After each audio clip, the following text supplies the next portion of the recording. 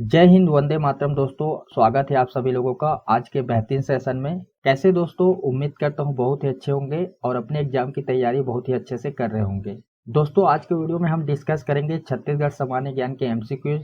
ये वीडियो आपके एग्जाम के लिए रामबाण साबित हो सकता है, तो वीडियो को अंत तक ध्यान से देखिएगा। तो अब आपके एग्जाम में कुछ ही दिन बचा हुआ है, तो ज्यादा से ज्यादा क्वेश्चन आंसर लगाइए और ज्यादा से ज्यादा क्वेश्चन को सही करने का प्रयास कीजिए। वीडियो अपलोड होने का इंतजार मत किया करें दोस्तों, बहुत सारे वीडियो अपलोड है, आपको सिर्फ प्लेलिस्ट विजिट करना है, वहां पे आप सभी वीडियो को देखिए। जैसे ही वीडियो अपलोड होगा आपको नोटिफिकेशन मिल जाएगा, उसके लिए आपको नोटिफिकेशन ऑन करके रखना है। तो ज्यादा देर न करते हुए आज का सेशन शुरू करते हैं। आज का पहला क्वेश्चन ये रहा। 15 अगस्त 1947 को पुलिस लाइन रायपुर में राष्ट्रीय ध्वज किसने फहराया था? बहुत ही अच्छा क्वेश्चन है दोस्तों, हिस्ट्री का क्वेश्चन है। ऑप्शन देखिए, हर्षुल मिश्र, आर के पाटिल, डॉक्टर खूबचंद बघेल या फिर पंडित रविशंकर शुक्ल। इनमें से कौन सा ऑप्शन सही है दोस्तों? अपना राइट आंसर टिक करें। जी दोस्तों, अगर आप ऑप्शन बी के साथ जा रहे हैं तो आपका आंसर बिल्कुल राइट है, आर के पाटिल। व्याख्या देखिए, क्लियर हो जाएगा। इस वीडियो का मेन पार्ट होता है व्याख्या। 15 अगस्त 1945 को पंडित रविशंकर शुक्ल ने नागपुर की सीताबाड़ी किले में, वामन राव लाखे ने रायपुर के गांधी चौक में, जबकि आर के पाटिल ने रायपुर के ही पुलिस लाइन में तिरंगा फहराया था। ठीक है दोस्तों, तो यहाँ पे आपको याद रखना है, डायरेक्टली क्वेश्चन बन सकता है। डेट आपको याद रखना है 15 अगस्त 1945 को। अगर सेपरेट पंडित रविशंकर शुक्ल के बारे में पूछा जाता है तो आपको याद रखना है नागपुर के सीताबाड़ी किले में। अगर वामन राव लाखे के बारे में पूछा जाता है तो गांधी चौक में, रायपुर में ही। ठीक है, जबकि आर के पाटिल ने रायपुर के पुलिस लाइन में तिरंगा फहराया था, जो कि क्वेश्चन में पूछा गया है। क्लियर है दोस्तों? तो इस क्वेश्चन में बस इतना ही। बढ़ते अगले क्वेश्चन की तरफ। मिनी माता हसदेव बांगू जल विद्युत परियोजना की उत्पादन क्षमता क्या है? कितनी उत्पादन क्षमता है दोस्तों, ये आपको बताना है। ऑप्शन देखिए, 500 मेगावाट, 120 मेगावाट, 138 मेगावाट, 150 मेगावाट या फिर इनमें से कोई नहीं। बहुत ही अच्छा क्वेश्चन है दोस्तों, इसके रिगार्डिंग हमने बहुत सारे क्वेश्चन डिस्कस किए हैं। ये भी क्वेश्चन बहुत इंपॉर्टेंट है दोस्तों, अपना राइट आंसर टिक करें। जी दोस्तों, अगर आप ऑप्शन बी के साथ जा रहे हैं तो आपका आंसर बिल्कुल राइट है, 120 मेगावाट। व्याख्या देखिए, क्लियर हो जाएगा।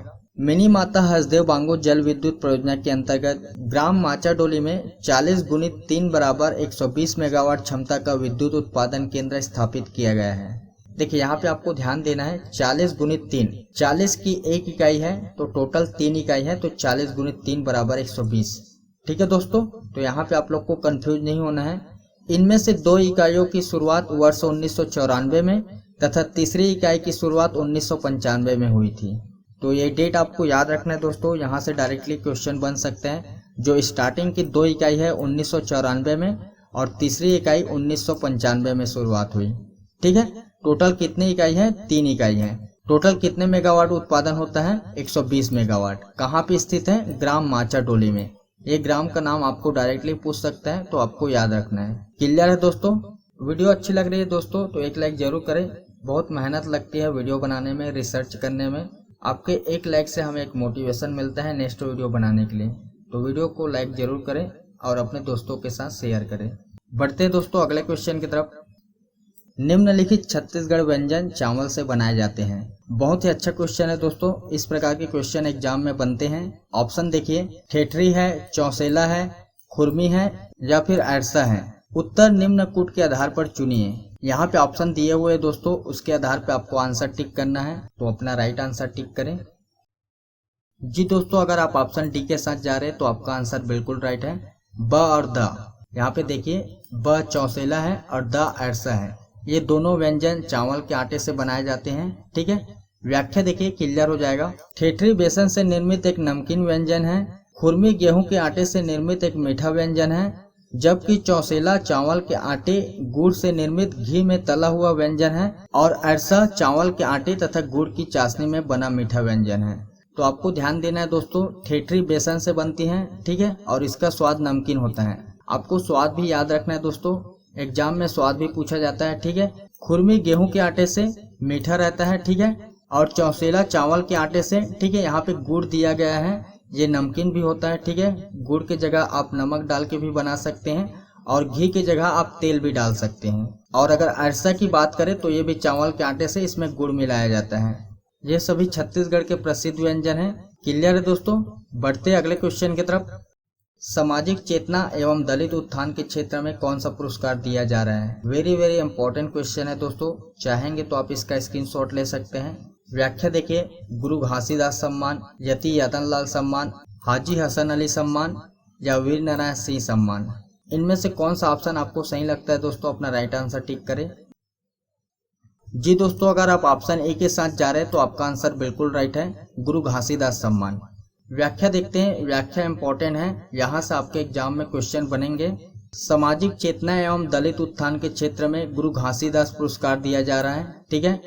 वर्ष 2019 की अगर हम बात करें तो यह सम्मान गुरु घासीदास साहित्य एवं संस्कृत अकादमी रायपुर को दिया गया है। ठीक है। यहाँ से क्वेश्चन नहीं बनेगा, क्वेश्चन आपका 2020 से बनेगा, क्योंकि ये ट्रेंडिंग था और विवाद में था। ठीक है। अगर हम 2020 की बात करें तो यह पुरस्कार वितरण नहीं किया गया है। गुरु घासीदास सम्मान वितरण नहीं किया गया है 2020 में, आपको याद रखना है। साथ ही साथ 2 और पुरस्कार है जिसका वितरण नहीं हुआ है, तो आपको याद रखना है। और कौन सा है? गुरु घासीदास सम्मान के अलावा अगर हम बात करें तो दानवीर भामाशाह और मधुकर खैर स्मृति पत्रकारिता पुरस्कार शामिल है। तो ये तीनों पुरस्कार है जो 2020 में नहीं दिया गया है, और डेफिनेटली आपके एग्जाम में यहाँ से क्वेश्चन बनेंगे, क्योंकि ये करेंट अफेयर के दृष्टिकोण से आपके एग्जाम में पूछा जा सकता है। ट्रेंडिंग में था और विवाद में था। तो ये तो रहा दोस्तों 2019 और 2020 का। ये पुरस्कार इम्पोर्टेंट है, इस कारण मैंने 2019 और 2020 का कंप्लीट कराया है। 2021 से भी क्वेश्चन बन सकता है, तो इसके लिए मैंने सेपरेट वीडियो अपलोड किए हैं राज्य अलंक्रम पुरस्कार का। अगर आपने वीडियो नहीं देखे हैं तो ऊपर आई बटन में लिंक दे दूंगा, वहां से जाकर देख सकते हैं। तो फिर आपका कंप्लीट हो जाएगा 2019, 2020 और 2021। इससे बाहर का क्वेश्चन नहीं बनेगा। क्लियर है? तो इस क्वेश्चन में बस इतना ही। बढ़ते हैं दोस्तों अगले क्वेश्चन की तरफ। छत्तीसगढ़ में अधिसूचित सौर ACJ विशेष आर्थिक क्षेत्र कहाँ है? ये भी क्वेश्चन बहुत ही अच्छा है दोस्तों। यहाँ पे आप लोग देख सकते हैं कि इस एग्जाम में देखने को मिला था क्वेश्चन। ऑप्शन देखिए, राजनांदगांव में, रायगढ़ में, बालोद में या फिर कवर्धा में। इनमें से कौन सा ऑप्शन सही है? अपना राइट आंसर टिक करें। जी दोस्तों, इस क्वेश्चन का राइट आंसर हो जाएगा ए, राजनांदगांव। व्याख्या देखिए, राजनांदगांव जिले में विशेष आर्थिक क्षेत्र ACZ के अंतर्गत अधिसूचित सोलर ACZ की स्थापना का कार्य आरंभ हो चुका है। इसका विकास लैको सोलर प्राइवेट लिमिटेड द्वारा किया जा रहा है। तो यहाँ से क्वेश्चन बन सकता है दोस्तों। तो इस क्वेश्चन में बस इतना ही। बढ़ते हैं नेक्स्ट क्वेश्चन की तरफ। छत्तीसगढ़ की पहाड़ी कोरवा जनजाति में ढोकू विवाह का स्वरूप निम्नलिखित में से क्या है? बहुत ही अच्छा क्वेश्चन है दोस्तों। जनजाति की रिगार्डिंग हमने सेपरेट वीडियो अपलोड किए हैं, अगर नहीं देखे तो ऊपर आई बटन में लिंक मिल जाएगा। PDF आप नीचे डिस्क्रिप्शन से डाउनलोड कर सकते हैं। ऑप्शन देखिए, बहुपति विवाह, बहुपत्नी विवाह, गोत्र के बाहर विवाह या फिर महिला द्वारा पुरुष के घर घुसकर विवाह। इसमें विवाह का कौन सा स्वरूप है ये आपको बताना है। जी दोस्तों, अगर आप ऑप्शन डी के साथ जा रहे हैं तो आपका आंसर बिल्कुल राइट है, महिला द्वारा पुरुष के घर घुसकर विवाह। ठीक है। व्याख्या देखिए, क्लियर हो जाएगा। छत्तीसगढ़ की पहाड़ी कोरवा जनजाति में प्रचलित ढोकू विवाह हट विवाह का एक स्वरूप है, जिसमें महिला भागकर अपने प्रेमी के घर आकर रहने लगती हैं। क्लियर है दोस्तों। बढ़ते अगले क्वेश्चन की तरफ। सुआ गीत किस त्योहार से संबंधित है? बेसिक क्वेश्चन है बट इम्पोर्टेंट क्वेश्चन है। आई होप आप सभी लोग को इसका आंसर पता होगा, बट आज आप लोग को कुछ नया जानने को मिलेगा। ऑप्शन देखिए, होली में, हरेली में, दशहरा में, दीपावली में या फिर इनमें से कोई नहीं। तो अपना राइट आंसर टिक करें। जी दोस्तों, इस क्वेश्चन का राइट आंसर हो जाएगा डी, दीपावली में। आई होप आप सभी लोगों ने इसका आंसर दिए होंगे। व्याख्या देखते हैं। कोकिल जाति की महिलाओं द्वारा फसल पकने के अवसर पर सुआ नृत्य किया जाता है। यह दीपावली के कुछ दिन पहले शुरू होकर दीपावली की रात में शिव गौरव विवाह के साथ संपन्न होता है। तो आपको याद रखना है दोस्तों, कोकिल जाति की महिलाओं के द्वारा किया जाता है। कब स्टार्ट होता है? फसल पकने के अवसर पर स्टार्ट होता है और संपन्न कब होता है? दीपावली की रात में शिव गौरव विवाह के साथ संपन्न होता है। क्लियर है दोस्तों। बढ़ते अगले क्वेश्चन की तरफ। निम्न में कौन सा स्थल शिवनाथ नदी के तट पर स्थित है? ऑप्शन देखिए साथियों, आरंग है, खरौद है, तुरतुरिया है, देवपहरी है या फिर मटकू द्वीप है। इनमें से कौन सा ऑप्शन सही है दोस्तों? अपना राइट आंसर टिक करें। जी दोस्तों, अगर आप ऑप्शन ई के साथ जा रहे हैं तो आपका आंसर बिल्कुल राइट है, मटकू द्वीप। व्याख्या देखिए, दिए गए विकल्पों में से मत्कू द्वीप शिवनाथ नदी के तट पर बैतालपुर के समीप मुंगेली जिले में स्थित है। यहाँ हिंदुओं एवं ईसाइयों का पवित्र स्थान है। यहाँ फरवरी माह में ईसाई मेला लगता है। तो डेट आपको याद रखना है दोस्तों, फरवरी माह में, ठीक है। फरवरी माह में और कहाँ पे मेला लगता है? राजिम में लगता है, सिरपुर में लगता है। और आपको जिले याद रखना है, मुंगेली जिले में स्थित है। क्लियर है दोस्तों? बढ़ते हैं अगले क्वेश्चन की तरफ। रविशंकर सागर परियोजना किस नदी पर स्थित है? कौन से नदी पर है दोस्तों? ऑप्शन देखिए, अरपा नदी, हसदेव नदी, महानदी या फिर शिवनाथ नदी। इनमें से कौन से नदी पर स्थित है ये आपको बताना है। जी दोस्तों, इस क्वेश्चन का राइट आंसर हो जाएगा सी, महानदी। व्याख्या देखिए, रविशंकर सागर परियोजना या गंगरेल बांध का निर्माण 1980 में महानदी पर धमतरी जिले में किया गया था। यह महानदी परियोजना का सबसे बड़ा बांध है। यहाँ 10 मेगावाट क्षमता की जल विद्युत उत्पादन की इकाई भी स्थापित है। तो यहाँ पे आपको ध्यान देना है दोस्तों, यहाँ से डायरेक्टली क्वेश्चन बन सकता है। निर्माण कब हुआ था? 1980 में। कौन से जिले में है? धमतरी जिले में। और 10 मेगावाट क्षमता की जल विद्युत उत्पादन इकाई भी स्थापित है। तो ये 3 बिंदु आपको याद रखना है दोस्तों। इस क्वेश्चन में बस इतना ही। बढ़ते अगले क्वेश्चन की तरफ। 12वीं शताब्दी का प्रसिद्ध जैन मंदिर भांड देवल कहाँ स्थित है? कहाँ पे स्थित है दोस्तों? ऑप्शन देखिए, आरंग में है, राजिम में है, रतनपुर में है या फिर शिवरी नारायण में है। ये भी क्वेश्चन बहुत ही अच्छा है दोस्तों। ऑप्शन दिए हुए हैं, अपना राइट आंसर टिक करें। जी दोस्तों, अगर आप ऑप्शन ए के साथ जा रहे हैं तो आपका आंसर बिल्कुल राइट है, आरंग। व्याख्या देखिए, क्लियर हो जाएगा। आरंग का भांड देवल मंदिर 12वीं शताब्दी में निर्मित है, जिसमें जैन तीर्थकारों नेमिनाथ, अजितनाथ तथा श्रेयांश की मूर्तियां हैं। आरंग को मंदिरों का नगरी भी कहा जाता है।